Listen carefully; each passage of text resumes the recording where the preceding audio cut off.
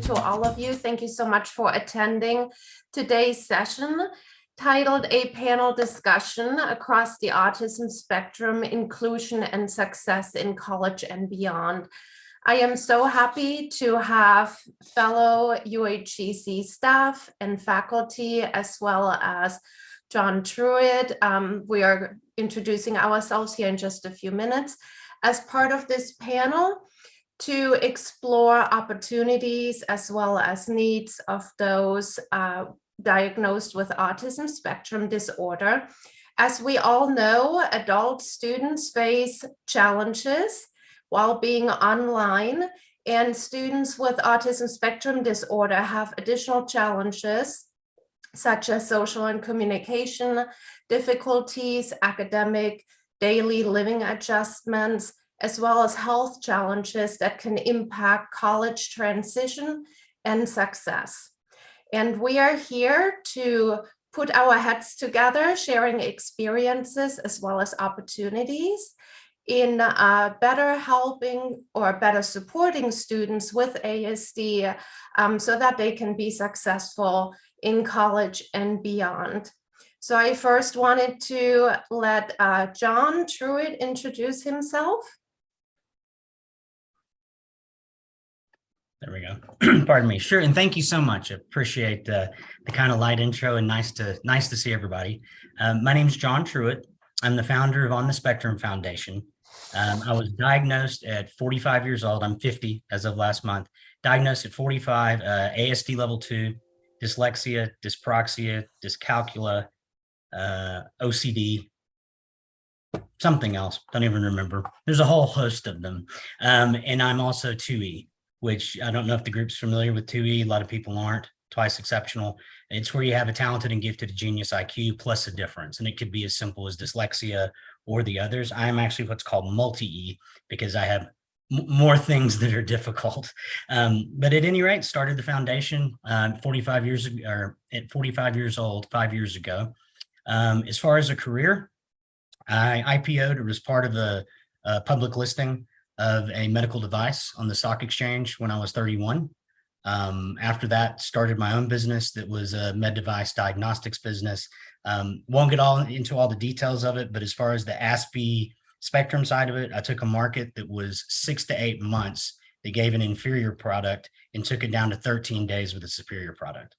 So just kind of, the ASPE mind type of thing. And later, if you like, I'll kind of give you a little more info as far as what I give in my presentations. I do not have a linear course. I thought forever I could live alone. And all of my diagnosis came as a massive shock. Father, grandfather, doctors, mom, masters in early childhood development. Like no one had any idea because I would bounce in between honors and regular classes.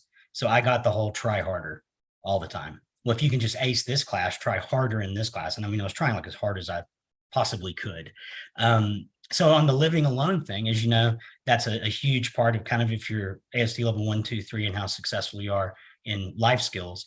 Well, it had always seemed like I had. I mean, I looked like the normal CEO of a company that had done everything. But when I think about it, I went from living in my family home to living in boarding school, tons of structure and friends, to going to college, which we'll get back to, I know a little bit on that, to the military, to married.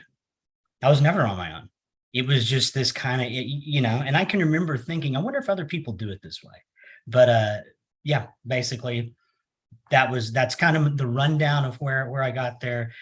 Went to college for about 1.5 years. So I do have some information to throw your way. We'll also tell you as 2E students, we largely don't belong there, nor do we belong in a high school classroom. It's a lot of outside stuff. I'm saying that not that we don't need to learn, not that we don't need really good educators. We're just not going to learn a whole lot sitting in a class. So that's my story. Thank you, John. We'd love to dive into that a little more in a few minutes. Thank you, though, for the introduction. Desiree, would you like to go next? Yeah, hi everyone. My name is Desiree Kennecker and I work in career services. I've been at UAGC for going on 7 years. I received my bachelor's in history and my master's in peace education. I've worked in several departments since being at UAGC, but I am currently a career advisor and I support students in the College of Arts and Sciences, and I coach them at every stage of their career development. I'm also just really passionate about incorporating DEI into the work that I do, and I'm just glad I get to be here today with you all. Wonderful. We're so happy you are here too, Desiree. Rebecca, would you like to go next? Yes, sure. I'm Rebecca Davis, Manager of Career Services here at UAGC. I've been with the institution for 12, almost 13 years. And prior to working here, I was in recruiting and talent acquisition and staffing. So that's a little bit about my background. I do more with programming right now with the university as it relates to career services. So thanks for having me. Thanks, Rebecca. Jessie?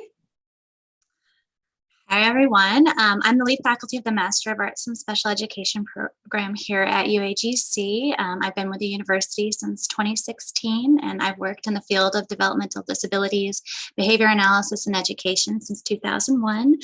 In addition to that program, I am also a co-advisor of several student groups, including Lifting Our Voices and UAGC Supports Autism, which supports the mission of inclusion and support for all. I have a doctoral degree in educational psychology, behavior analysis, and autism research and school leadership from the University of North Texas. And I've served in capacity of therapist treatment center program coordinator, educator throughout my career prior to coming into higher education. One of my personal and professional goals is educational supports research and leadership for students identifying with autism spectrum disorder, their families, and their educators. And on a personal note, I'm also the parent of what was the term you used, 2E, of a 2E child, and have some exceptionalities in the family as well. So I'm really happy to be here today.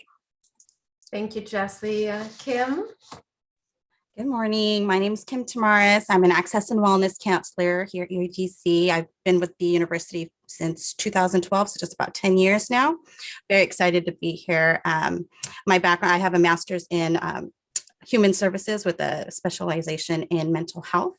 I have been in higher education with adult learners since 2008. I definitely enjoy, hearing people's stories. I like to figure out, where I can, provide some assistance. I love doing that, the problem solving portion of that, relating to my students and providing that extra support that they may need. I was actually raised in a military family, so I learned to be very flexible and, very structured, but flexible at the same time. So I find myself doing that with my students, teaching that structure and also trying to fit in that flexibility with certain items when trying to learn new things. I actually have a nephew who is on the spectrum as well. He's middle school age, so we're having a lot of challenges there. And so we're working through that. And, this panel is, amazing to be a part of. And I'm, interested to see what what we can learn here today too. Thank you so much, Kim. And I also wanted to quickly share my intro. I know my bio is online as well, but I've been with UAGC for 11 years now. I first started as adjunct faculty or associate faculty. And then in 2012, I was hired full-time. So I just celebrated my 10-year anniversary. I'm the lead of the Applied Behavioral Sciences program, and I'm involved in a couple of clubs and other activities here at the university. On a personal note, my son, who is 13, going on 14, he is also diagnosed with ASD and has also ADHD.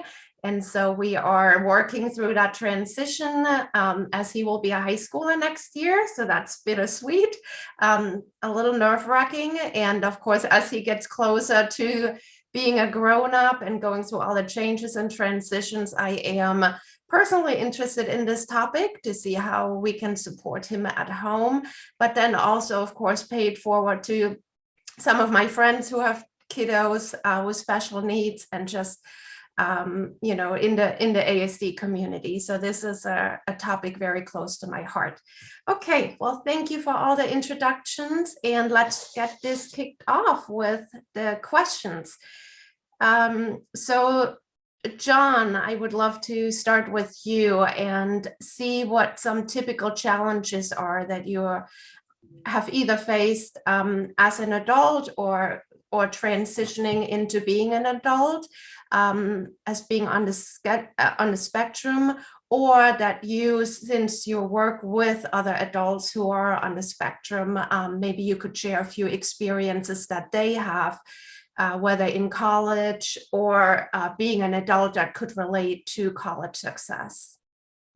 Okay, I will absolutely answer that. I would like to quickly, so Jesse, you went to UNT, that's actually where I went, and gave a presentation last Tuesday to the EPIC unit, had 105 folks up there. It's also where my mom got her master's in early childhood from. So obviously, you know Denton pretty well. Sandra, to kind of get going with the questions, that was a lot of questions. Usually when you're on the spectrum, you want one at a time kind of going through. I'll try to answer it best kind of as a cohort. For me personally, I had a very unique experience. Starting with early childhood, I spoke at 9 months old, fully walked by 12 months old, never crawled, never talked baby talk. So, and all this is recorded from my mom, as I said, within early childhood development years. So she was really marking all this down, which in itself, I mean, that's not late onset. That's not average onset. That is super early onset, right? I was initially hyperlexic. So I never, reading comprehension class, we took the California Achievement Test in Texas. I always scored 98 to 99 percentile, and I'm dyslexic. So no one would have ever thought any of this stuff. I had a best friend going into, we went to preschool together, kindergarten, all the way through, born next door to each other in the same street. Fathers were doctors, moms were educators. And literally, I have a picture I show in my presentation of my first birthday where I'm there with my mother. He is there with his mother, and he's like 8 months old. So that kind of what you call a rock that just organically happened. Getting into school, never bullied. And that's like, that surprises every person I talk to, or not every person, but most clinicians, because most everybody's bullied. And I'm also 5'4". I'm not a big dude. And I have a whole thing in my presentation on how that works, and it's about your presence and your attitude. It doesn't mean being mean to people. It means making sure you're not a victim. And I never even thought the other way. So through elementary school, very popular. Loved recess, loved hanging out with kids. My kind of kudos in elementary school, I don't know if anybody remembers SRAs, but they were these reading tests. That was my kudos. So when I finished all my papers first, my teachers would let me, okay, John, you can now do the orange section of the SRAs. It was like my greatest love. But just other than little quirks like that, just really normal. Transition to middle school is where things started to change. Honestly, the real changes started at the onset of puberty. And I have some logic around that. I love working with little kids. Little kids are always direct. Little kids are always honest, and think about their faces. So I have trouble, like most, reading faces. The little kid doesn't like something. They drink a thing of spoiled milk. It's like, right? I mean, they're just super expressive. So I always get those things.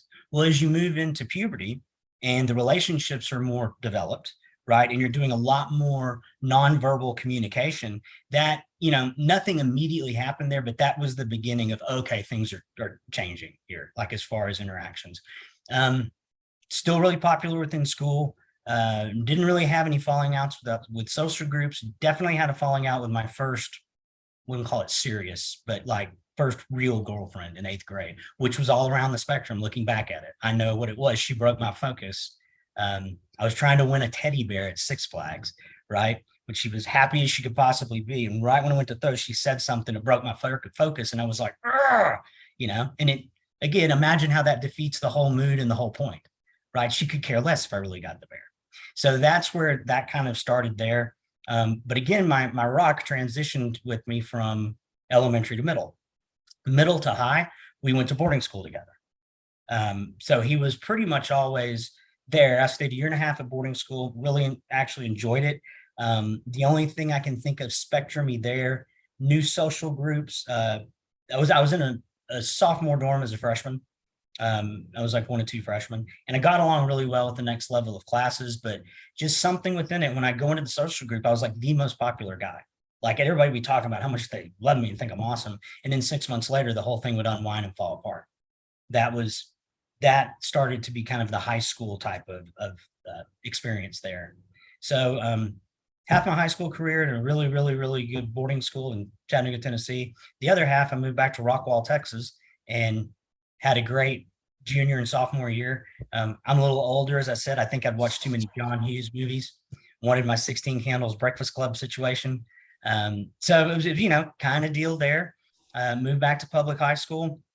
No major issues socializing or anything like that. Had a big falling out my senior year with a small group of really close friends, and again my girlfriend. And it was a similar type of thing. And I won't go into all the details of it, but just perfect type thing. And I just completely screwed it up. So there's kind of a theme here: girlfriends not get going really good, and then going very well, then going very poorly. College, exact same thing. Came to UNT. I was actually a Kappa Sig at UNT. I was president of my pledge class, super popular, rolls into about 9 months into it, and then another blow up. And that basically kind of continued. I'm very fortunate in that I have been able to make really long-term friends. Two of my best friends are from when I was in school. So it wasn't like the whole group, I still had friends within the group when it turned, but I was no longer, I don't know, I guess the most popular guy. And I definitely polarized the group, which is another theme throughout my life, whether it's business or anything else. It tends to be fairly polarizing in what I do. But those transition points, I mean, Sandra, as you said, those are the big ones, obviously. Elementary to middle to high, and then high to where you're going. I don't really have direct advice for how to do that and make the transitions easier. I'm working through my presentations on a number of things that are unique about me, kind of like my rock that was there that I realized we can't recreate. Did extensive international traveling as a kid, and had a stepmom with me that, like, we go to Versailles, and it was like a course. It wasn't like, oh, here we go, looking around the tapestries. It was like a 2-day immersion course. We can't replicate that, but we can do similar things. We can get out of the traditional educational environment and let people like me, even if you physically can't go to the Smithsonian, the things that you can do to ignite that kind of interest. And I think that the only thing you really can do, and this is through the development from the time we get here to me sitting right now, is it's got to be 90% plus carrot. You have to lead, whether it's me as a husband with my wife or whether it's a student. You have to lead through the carrot, not the stick. The stick needs to be there, but just probably for things it's not traditionally used for in education. It's really just a structure back. But I have found that unless and until we find our special interest, we have support for our special interest, and we have people stop beating us over the head with what we're not good at doing, if you can do that, all these other little hack accommodations are totally unnecessary. It's really about getting it right. And it's the same when you transition into the career world. I listed a company in the stock exchange because I grew up knowing a lot about maxillofacial orthopedics, orthodontics, T&D, which I then mixed in with sleep medicine, which I'd known a whole lot about, put the whole thing together, and then created the listing. I loved doing that. And there was a whole business overview part of that. And by the way, I'm autodidactic and taught myself all that. And when I say taught, that's not correct. Learned all of that outside of the traditional educational environment, right? So I consider myself exceptionally educated, just not traditionally educated. And I think that's the way we, as people that have voices in this, in this world, I think that's how we really need to look at it. And I've life coached lots of people that, great, you have 2 MBAs for masters from SMU. What are you doing? Well, I was sitting in my parents' basement drinking Red Bull, playing video games. Well, gee, that's great. So I did 18 hours or year and a half. What is that? 45 hours of school. Don't have any of that kind of thing, but went and implemented because I was able to go implement. And again, from the time we get here till college to through all the life stuff, I think that is really the key. It's all around the special interest and having it supported. Great. Thank you so much, John. You touched on so many different facets, and I'm trying to make mental notes as fast as I can. I know we'll come back to several of them later, Okay. but thank you so much for sharing, and what a truly amazing journey so far. I know you have a long one to go still. Okay, with that, let me quickly ask Kim what you have observed firsthand when working with students who are on the spectrum. What is it that you can share from an access and wellness standpoint? So as an access and wellness counselor, my actual role is based off of referrals from staff, advisors, instructors. These folks may have had some type of interaction with the student where autism or another condition may have been disclosed or referenced, and then in turn, the referral is made to our office here. Or we even look for cues from students to get started to build that more supportive relationship as well. Some challenges, with our online modality, is it actually provides a way to like hide or mask conditions. So maybe students are not even, disclosing, what they may be experiencing. So we don't know that we need to provide extra support, that they may be struggling because of, what's going on in the background of their lives, or, so they just may maneuver through life without, these resources, extra support. It can, eventually cause like a lot of mental stress as well. From what I've heard from my students, a lot of mental stress, a lot of other disorders that may stem from that. I only hear from students that, identify, as having some type of condition or, being autistic. And these are the verbal students. I obviously, I may not hear from a nonverbal student, so I don't know that, they're here, and these verbal autistic students are able to maybe at least voice their basic needs, their, basic wants for academic support. So it kind of makes it a little easier in that respect. Another challenge may be trying to help a student build some social skills when, communicating with their peers in the classroom, because I know that's a big component of, part of their grade. And so that's, been one of the biggest challenges, where students may feel that they're just like, I'm just going to not do this portion because I don't want to interact with my peers. I don't know what to say to them. So we do work, one-on-one, trying to build, their confidence in regards to doing that portion of their coursework. It is, it does take a lot of repetitive work, a lot of repetitive, conversations, but, just having that, patient attitude makes a difference when, you see, 2-3 weeks down the line, oh, they actually posted, something there. So that's always awesome to see. But some strengths that I've experienced with my students, they are, very open and honest about their abilities, their academic, capabilities. A lot of them have great memory and quick learning skills with a lot of attention to detail. They catch things that maybe, other students may not have.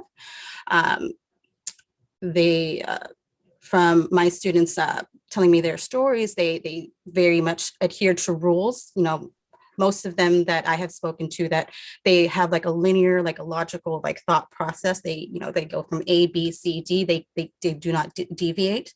And so when it comes to trying to build those skills to kind of maybe take point A and have like a little subset, it is a big challenge, but, we get through it, again, through that repetitive, conversation, being that consistent person in their life.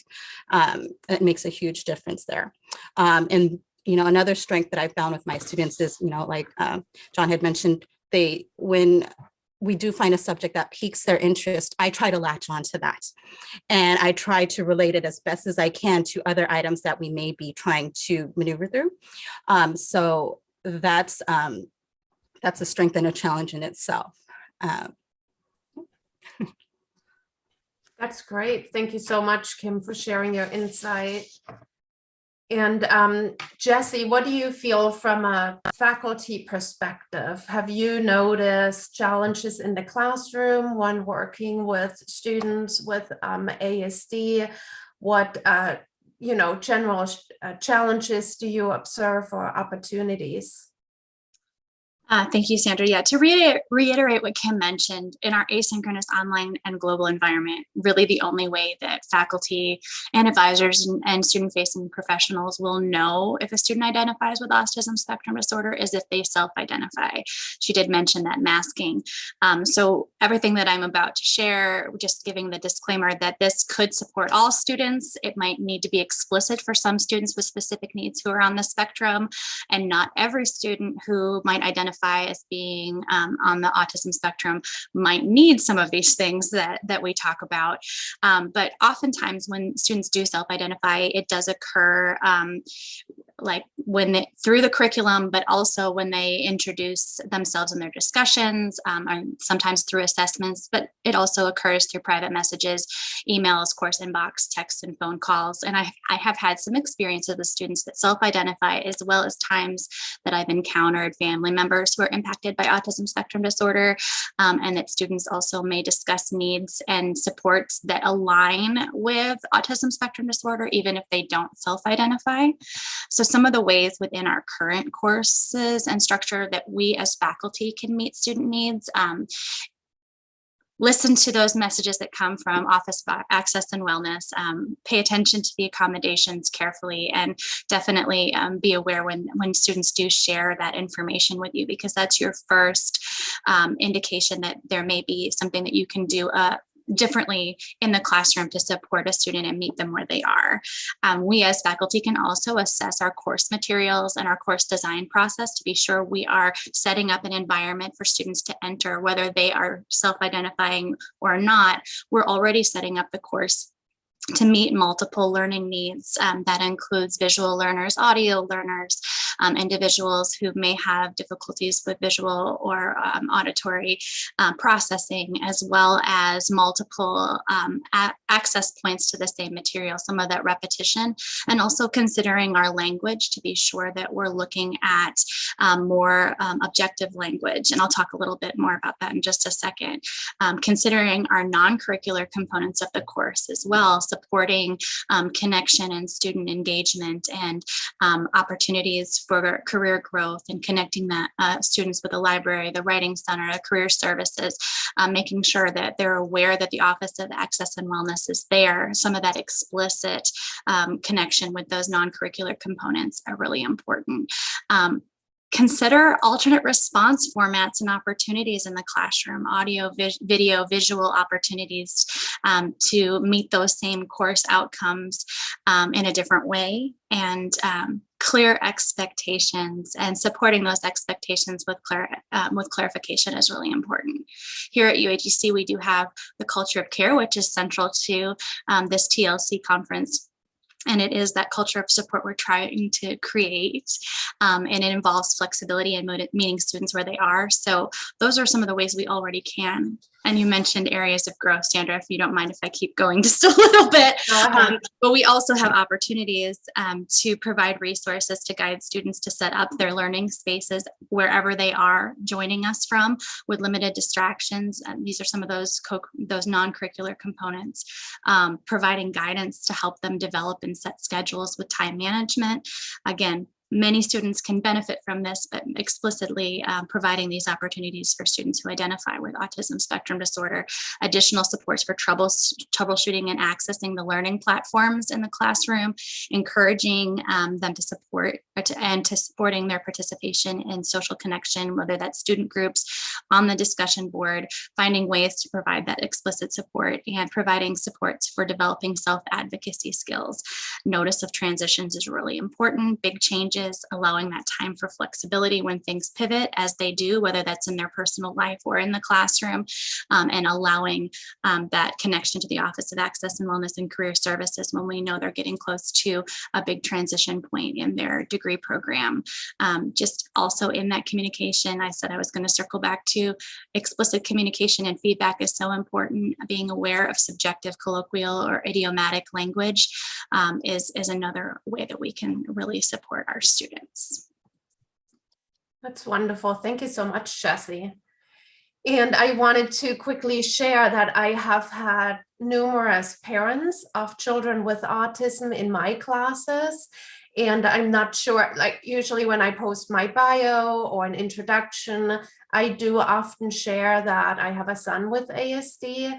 And so I think that maybe makes other parents more open to sharing that they have youth with the same diagnoses.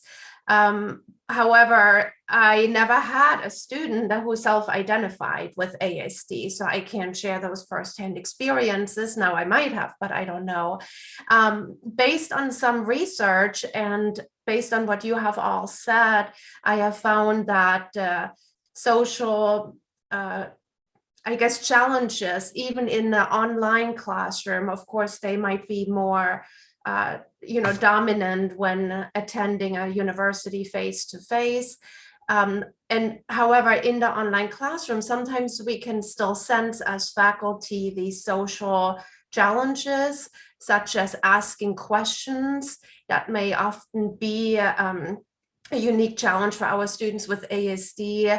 And I think, as Kim mentioned as well, just initiating that conversation with instructors or reaching out, saying, I do have trouble with X, how would I go about this? Or I really don't understand this, can you please explain?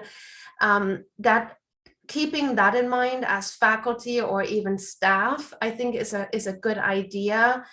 And also the back and forth. Sometimes we note that in conversations, in the discussion forum, but also when interacting with peers. Maybe you have a group project in your classes that may be a particular challenge for students with ASD, but also just with showing the back and forth communication, showing interest in what the other students said.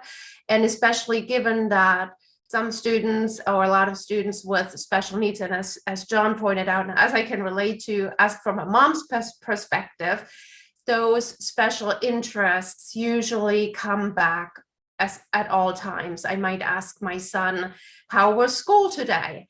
And he will say, it was good. Mom, have you heard about this movie yet about trains? And then he will go on and on about trains. He will always find a way to interject his interest into trains or into a conversation. And it could be a half an hour conversation then. So bringing him back to the original conversation about his day may then be a little difficult, but he's adjusting. And I think the feedback that we're giving him, and sometimes teachers give him, or saying, right now we're speaking about your day, but right afterwards you can tell me about the movie, about the trains, I think is also a good keeping them on point, a good practice. But as a takeaway for faculty, I think it's just paying attention to some of the indirect cues that we can sense from students. And I guess that can apply to all students who may have social and communication difficulties, but our students with ASD face them as well, at least some of them. All right, well, thank you. I'd like to move on to career services, to Desiree and Rebecca next, and would love to hear your insight on when you work with students throughout their academic program here at UAGC. What challenges and strengths have you noticed? Yes, thank you. I'll take this one. And it echoes a lot of what Kim and Jesse mentioned, is that students do not really disclose to career services if they have a disability, and that is completely okay. There is no expectation that a student does disclose. And that can prove challenging for the career services office, because we do have a wealth of resources for students. And I think Desiree will touch on that later on. So it really becomes the responsibility and the challenge of the career services office to make sure that all the resources we do have are as accessible as possible, so students can navigate those in several different areas across the institution online. They're available 24 hours a day, 7 days a week, and just making sure that students know that those resources are there. That's our challenge that we take on in the career services office. But on the strength side, students with disabilities are such a I'll give an example. A 2018 study by Accenture found that companies who hired people with disabilities outperformed their peers and saw a wide variety of improvements at that organization. And so the strengths we see from our students is the way that they attack their academic journey with flexibility, grit, determination. Those are the same skills that they are bringing to the workforce and to their job search. And so there's a wealth of skills, and helping students understand that those same skills can be applied to their job search. And that's what employers are looking for. Those transferable skills make them very competitive in the marketplace. Okay, that's great to know, Rebecca. And do you have any experience when working with employers as far as the career search is concerned? Yeah. Great question. I'll start off by saying, from the employer perspective, one example that we see from employers is, for example, an organization like Walgreens hires over 1,000 persons with disabilities in their supply chain operations. In a recent interview with the CEO of Walgreens, they stated that persons with disabilities have a deep down desire to work. And so employers who hire persons with disabilities recognize that these employers are loyal, have less turnover, and more importantly, can and want to do the job. Here at UAGC, we have two amazing employer outreach specialists whose role it is to reach out to employers on a national scale who are interested in hiring our students. And so it's a big job, and there's several criteria that our employer outreach specialists are looking for when making those connections with employers. And the first is obvious. Do those organizations have roles? Are they currently hiring for roles that align with our programs? Great, that's a great first step. But we're also looking to see, are these organizations military friendly? Are they disability friendly? Do they have DEI initiatives? And so organizations that check a lot of those boxes are the ones that we are trying within our office to build relationships with and really work hard to promote to all of our students. There's several ways that we do connect our students with these employers, several different modalities. Some of those include virtual career fairs, virtual information sessions. Also, we have a platform called Handshake. It's our virtual career center for students. And at our last virtual career fair, we had in attendance several employers who make many of the top companies for people with disabilities lists, including Air Force Civilian Services, Amazon, Wells Fargo, Mayo Clinic, T-Mobile. They were all at our last virtual career fair. And like I said, students don't disclose to our office that they whether it's ASD or a disability, and that's fine. And so really it's our role is to make those connections and make those resources and employers as available as possible to our students. Thank you, Rebecca. Desiree, would you like to add anything? I think Rebecca covered it, at least with the employer piece, but I can jump into the student resources if you want me to chat about that. Yes, that would be great. Awesome. And so there are quite a few resources that we can offer students. So I'll just highlight a few of them today. But recently we held a webinar in career services on navigating the job search and employment with a disability. And that was really geared towards anyone who identifies as having a disability. And in this webinar, we discussed topics like service-connected disabilities, disability disclosures, and also accommodations. We also provided some disability-friendly niche job boards, and those did include some autism-specific job search sites for students. In that webinar, another resource we highlighted was an A to Z list of disabilities from the Job Accommodation Network. And so that A to Z list does have a bunch of different, disabilities and conditions and other things that students might identify with. And they do have a section on ASD. So for those students, even if they don't necessarily disclose to us, they could access that resource and then learn more on their own about, potential accommodations and just related topics. That webinar, along with all of our other career development webinars and our employer info sessions, those are always recorded. So students can go back and rewatch those as many times as it's necessary for them to absorb and understand the content. And I think that repetition and consistency is really a theme through a lot of the resources we offer. We've created a lot of what we call one-to-many resources, which allows those students to have those on-demand access to career development help on a variety of topics. And so we have quite a few modules. We have just a general career services module, and then there's more specific modules on things like crafting a resume or creating a LinkedIn profile. And these are really great because they are self-paced. So even without a student, disclosing to us that they might be on the autism spectrum, then they can utilize those resources in whatever way works best for them. And they can go back to certain sections. They can, do the entire thing over, and they can just use those modules to go with them step by step through the process. And again, using those in whatever way they need. But of course, if a student were to ever disclose to our office that they were a person with autism, then there's even more autism specific resources that we can recommend to the student based on their individual needs. Great, thank you so much, Desiree. And I wanted to circle back, John, to what you had said earlier on how crucial the application piece is of the learned knowledge to real life. And that is really how you've learned and how you found the success in numerous areas that you've had.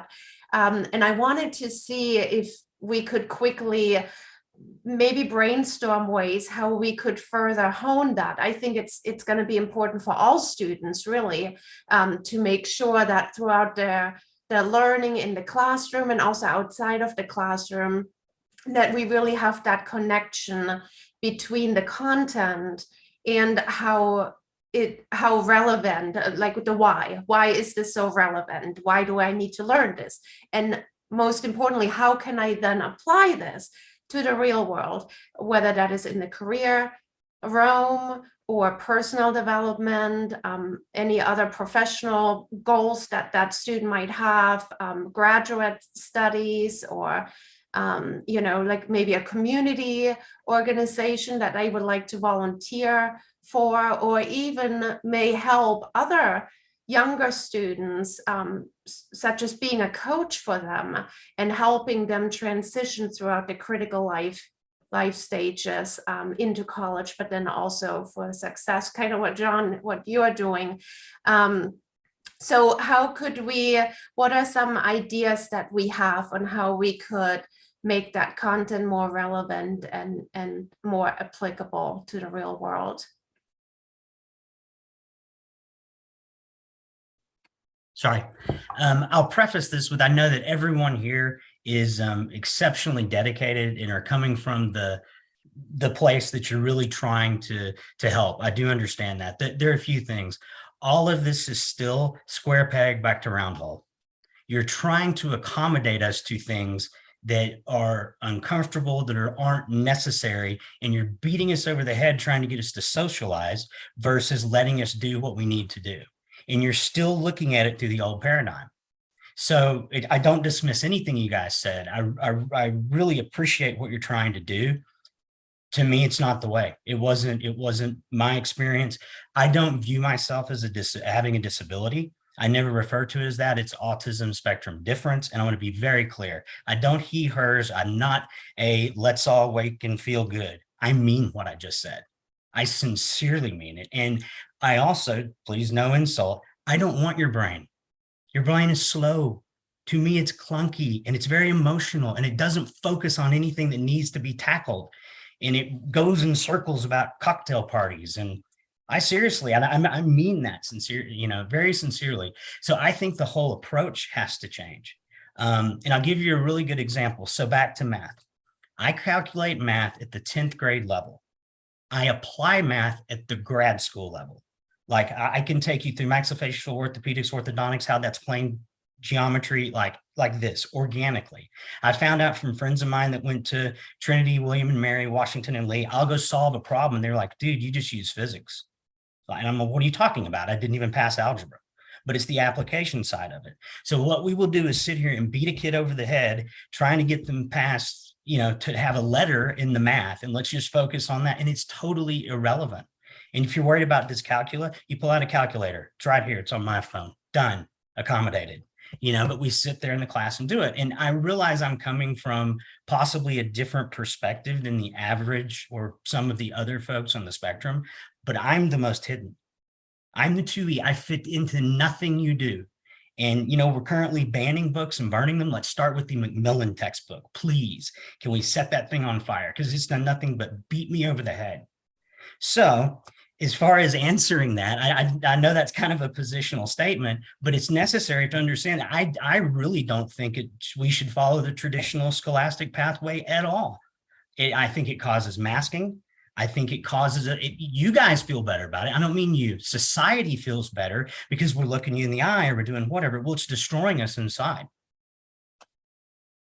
So John, as a takeaway so let's say we have a student enrolled with ASD in our university and they wish to pursue a certain degree path. So what hold on, tips could you share with us on how we could? Hold on, Okay. that's where we got to stop. It's a student with ASD. Women do this. Black people do this. Oh, ASD does this. No.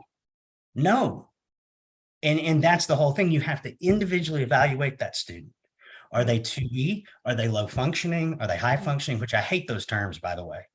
High functioning is offensive to me because of some of my other deficits. Low functioning, I mean, how do you know that nonverbal child's not a genius?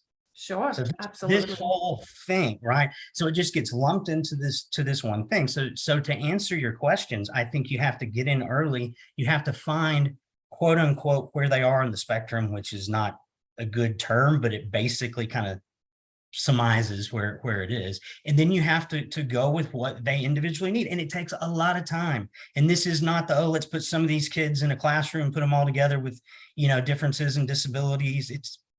And I honestly think it's beyond traditional education.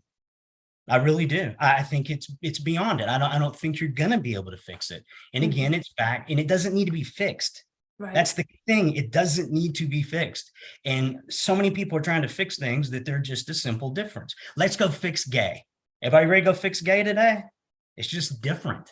So sorry to get so passionate about it. I just, every time these conversations, it's well-intended people looking at the paradigm back here instead of focusing on developing a new paradigm. John, if I may, and Sandra, if I may, I'm so glad that you brought this piece up. That is something that I was hoping was coming across of meeting each student where they were. It's a matter of honoring uniqueness rather than expecting students to blend in or meet our systems.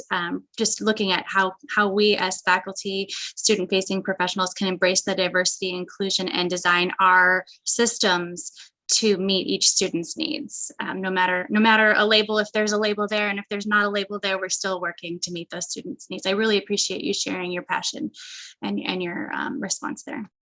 Thank you. Absolutely. Thank you very much.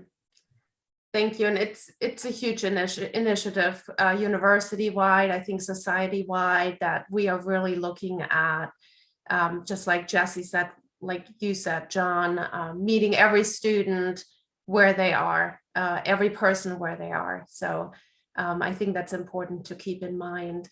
I know we could go on and on this panel. I know we just have a few minutes left. I have 5 more sheets of just research that I thought, well, maybe if we are lacking a conversation, maybe I could squeeze in some other research and further develop the discussion. However, this was so rich and powerful, I think. I would love to open it up to some of our attendees to see if there are any questions that we can answer.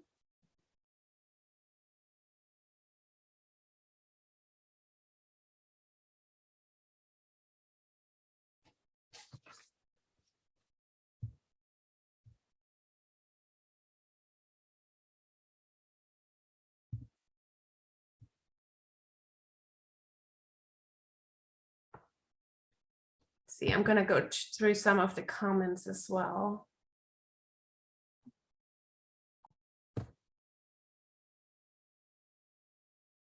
John, I think this was a question for you by Susan. What is it about being 2E or multi-E that led to the big blow-ups? How does someone learn to avoid these types of blow-ups?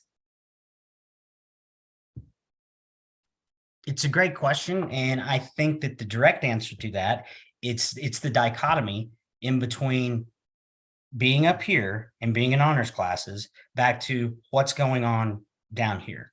That is the thing that really mostly, I think, gets into the 2E head. It's and I never went through this, but I have a lot of friends that are, well, not a lot of friends because there aren't a lot of us, but friends that are 2E that got they're dumb, right? Which they're not dumb at all. But I think between that and the overstimulation, and it's kind of social overstimulation. I mean, obviously light, sounds, all that bother me, but within those groups, the dynamics just become so much more complicated and the nonverbal communication really kicks in. I think it's those two things that cause the blowups or cause the falling outs. Thank you, John, for sharing. We have had some calls from school about the same. And actually, just before the session, the assistant principal called us to say that Luke now has a go card. And it's just a simple note card that says go. He can just show it to his teacher when he's socially overwhelmed and is close to having just a little outburst. And he can then go to one of two trusted adults to calm down and then re-enter the classroom. So I thought that was a neat idea, and it aligns with what you were just saying. So thank you for sharing that. Yeah, and again, depending on, where they are in the spectrum and the rest of it. And in my personal experience, I never went to the principal's office. I never had a falling out with teachers. There was never like those are great accommodations for someone who's at school getting over. Nothing like that with me. Long term, 6 months, 8 months, 9 months of complicated relationships, that's where it would happen. Okay. So for somebody who needs what you're talking about, I think it's a genius idea.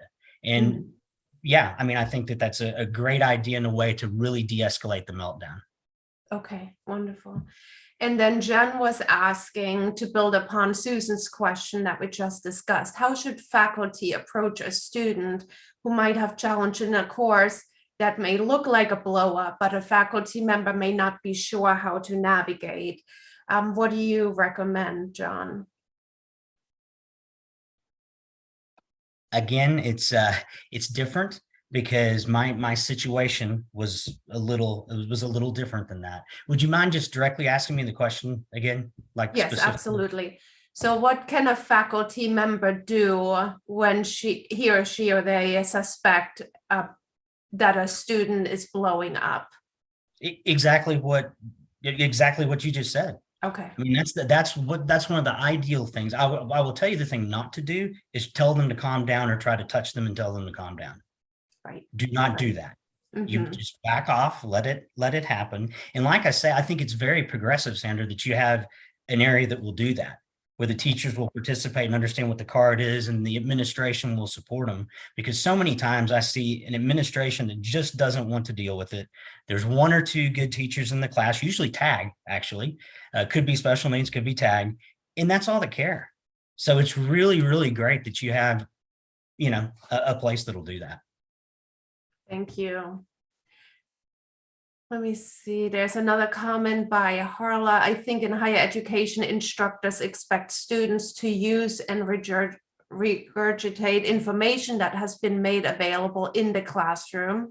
As a behavior analyst, I think we need to expect outside the box approaches to solutions and analysis. I think that's a great comment.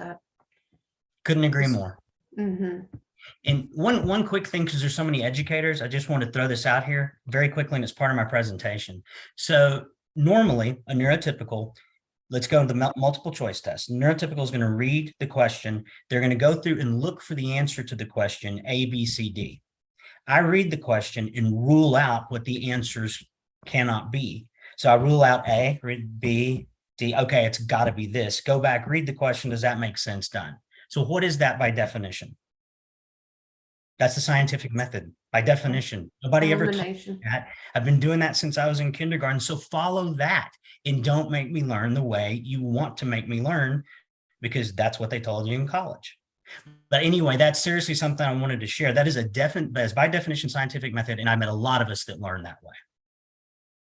That's great.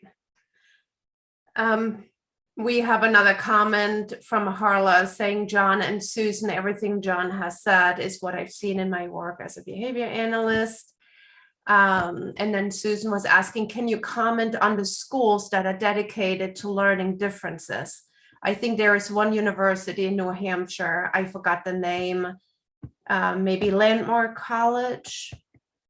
Do you have any experience, John, with, or anybody really on this panel on universities? Painfully thin, and I couldn't comment to any outside of like small private high school type things. Couldn't point to anybody that's doing it the correct way. Okay. That was a very Aspie thing to say, the correct way, not the different way. And then we have one other question. What are some of the steps UAGC that UAGC does to meet each student's individual needs, not knowing any of their immediate needs? Well, that's a good question. So what do we do to meet individual needs? I can start. I think one of the most important things that we are striving to do is allow the academic freedom in the classroom for advisors and faculty members to truly adjust the learning environment to what the student needs. We have high expectations and students still have to meet those academic outcomes, but how they do that and in the manner in which they do that, we have the flexibility to allow them to have flexible deadlines if that's what's needed. We're already remote, so they have the flexibility of learning at the time, day, and location that works best for them in that sense. We have multiple communication methods so that there's that opportunity to reach out in different ways and at different times of day and different methodologies. We definitely are striving to adjust our classroom to meet student needs, and that academic freedom, as I mentioned earlier, accepting work in the way that it's best produced by the student. If they have a different way that they want to express the learning outcomes, then there's that academic freedom in the classroom for faculty and advisors to support that, and the Office of Access and Wellness to support us to do those things so that we can accept the work in the manner that best meets the students' needs. And several panelists, and John, you've mentioned especially, we're nobody's perfect and we're not there yet, but I think that that's the start of what the culture of care really encompasses, and why we're taking those steps is to be able to meet those needs, whether we know exactly what those needs are or not. We can ask questions, have active listening, and all of those pieces to get us there. But whether we know what the route is or not, if we approach it as, well, here we have options, let me hear what you need and let's adapt, that's our first step. And to kind of join in on that, as an access and wellness counselor, I do help my students, we do help our students advocate for themselves. If they, have, something that they may need further assistance with, they're not sure how to word it to their instructor, I can step in there for them and say, hey, I can, try to facilitate this conversation. I can see what we can work out. I can loop you in. So we are all working together, in that culture of care to support the students. Wonderful. Thank you so much. I know we're at time and there are more sessions after us. I wanted to thank all of the participants who listened in and took an hour of their day to listen in on this topic and hear all of the panelists' perspectives. Thank you so much to all of you panelists for joining me in this discussion. Thank you and enjoy the rest of your TLC conference.